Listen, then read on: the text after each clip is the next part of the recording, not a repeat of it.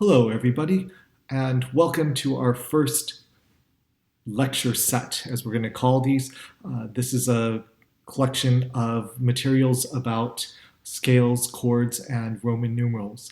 But before we get to this, I want to show you an issue that came in through my email earlier today.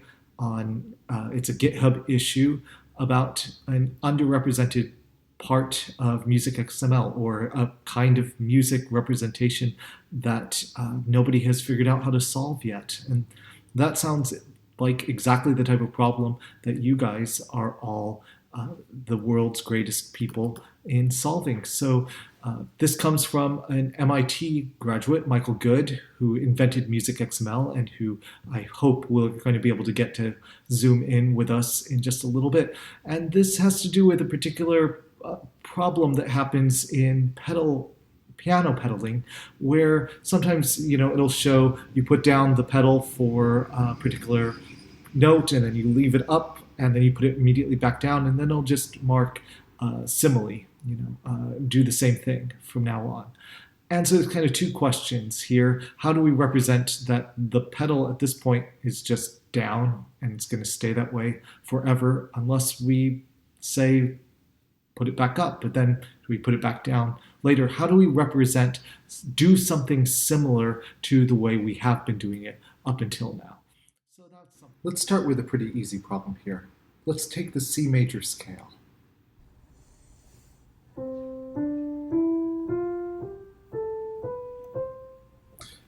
Let's try to recreate that C major scale algorithmically in Jupyter Notebook. So go ahead and start that now and load up from the week 7 folder pset07 keys and scale.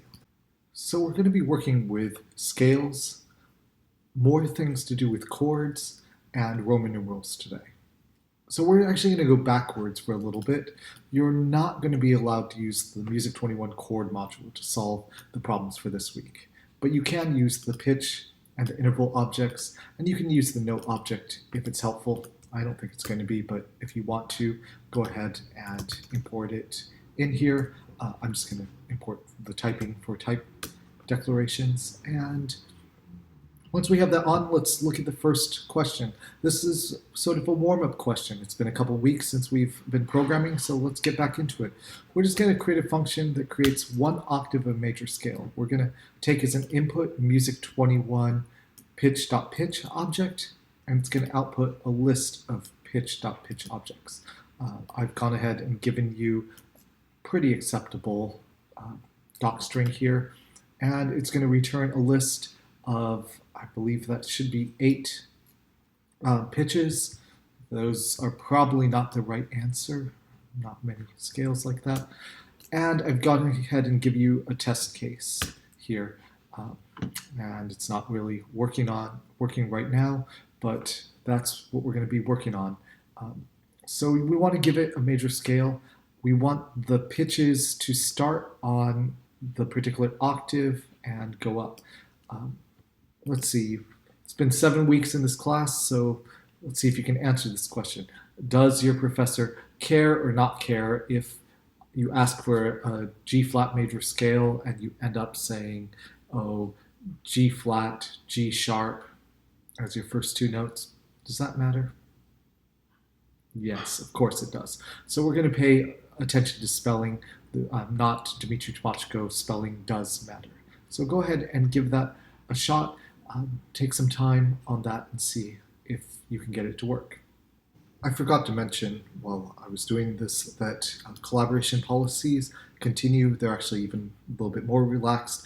Feel free to contact other people, work together, and just note who you've been working with, who you've been consulting as you do your work. Fantastic. So now we're going to move on to the second question. This one's substantially more challenging, so give yourself some time to do it. You're going to be given a major, minor, augmented, or diminished triad expressed as, I'm going to change that, as a list of Music 21 pitch.pitch objects, and you're going to return the pitch that represents the root of the chord. If you're not sure what the root of the chord is, go ahead and take a minute and look that up. Okay, so you're going to take in a list of pitch objects, and you can assume that they're going to represent a triad. So I'm not going to throw in anything like C, C sharp, D. They're going to be either a major, minor, augmented, or diminished triad. The pitches will represent a complete triad. So some of you may know that C, E we'll think of as a major triad with an omitted fifth. Not in this case. You're always going to have at least 3 pitches. The list of pitches will be sorted from lowest to highest, but it will not necessarily be in closed position. Go ahead and remember what closed position is. So closed position is where the 3 notes are as close together as you could possibly write them, and not having some notes a certain octave higher. You cannot also do not assume that duplicate named pitches have been removed. The root can be returned in any octave, so I don't care about that. So this does not actually return the root, only returns the bass. I've given you some test cases where we'll create a major triad, C, E, G, and we note that the root of that triad is C. If we create another chord out of a list of pitch objects, E, G, C, we can see that the name of that root is also C. That even though the E is at the bottom, that the root will still be C. So this will be quite a bit of challenge, so leave yourself some time for this and don't go on to the next section until you've solved or made great progress toward this problem.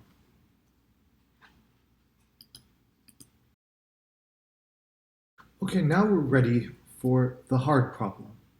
And that is, we're going to be labeling Roman numerals. So if you haven't done Roman numeral labeling in a while, go ahead and take some time, look online. I'm sure there's plenty of resources, and remind yourself what Roman numerals are in music. So what we're going to do is we're going to combine the work we've been doing before. We're going to create a function called Roman numeral from pitch, list, and tonic. So again, we're going to take a list of pitches, and we're going to take a single pitch as the second argument, representing the tonic of a key. So the C of C major.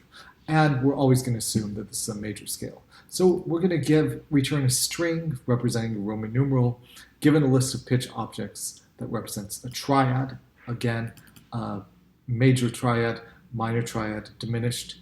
Suppose it should be augmented triad also. I suppose I could do this.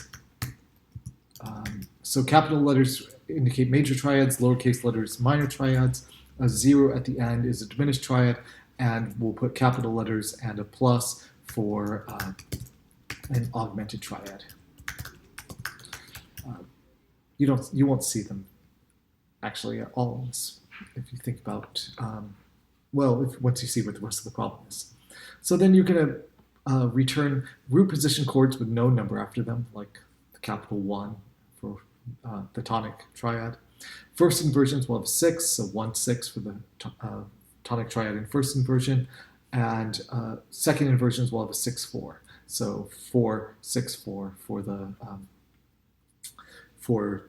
subdominant triad in second inversion. You only have to deal with triads that are part of the major scale. So that's to say, if the root of the chord is not part of the scale, you can do whatever you want. You can raise an exception, return incorrect information. You can, but sorry about that. My AirPods were telling me that they're almost out of juice. But the only thing you can't do is, and so that would be something like if you're in C major and I give you D flat, F, A flat, you do not have to return that that's the flat 2. You can do whatever you want. Also, if the pitch list does not form a triad, you can raise an exception or return incorrect information. In other words, I'm not going to test you on that. So here are some certain test cases. We have a C4, E4, G4, and then a C5. Those are going to be just variables representing music 21 pitch objects. Given C, E, G in C, octave shouldn't matter here. We'll call that the 1 chord. C, E, G, and another C above it in the key of G, we'll call that the 4 chord. Here we go, E, G, C. Your rootedness function should tell you that the root is C, and so in C major it's a 1 chord, but then you're going to have to figure out, okay, but what's in the bass? Which part is in the bass, and how do we deal with that? So how do we call it 1/6? And if we have a minor triad like E, G, B in C major, we'll call that a lowercase 3. So that's the question we're going to be asking you to work on right now.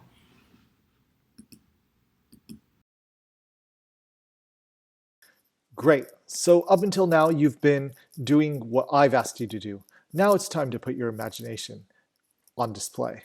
You've noticed that we've only been working with major triads, or major scales and triads, and all kinds of things like this. But what else could we do? Well, we could be thinking about the other important scale, the minor scales. And we'll remember that the minor scales have not just one form, but at least 3 forms: the natural, the harmonic, and the melodic minor. I want you to think for a second, which one of these scales is most attuned to writing out the harmonies of Roman numerals? That's right, it's the harmonic minor form. So that's what you're going to be most thinking about here.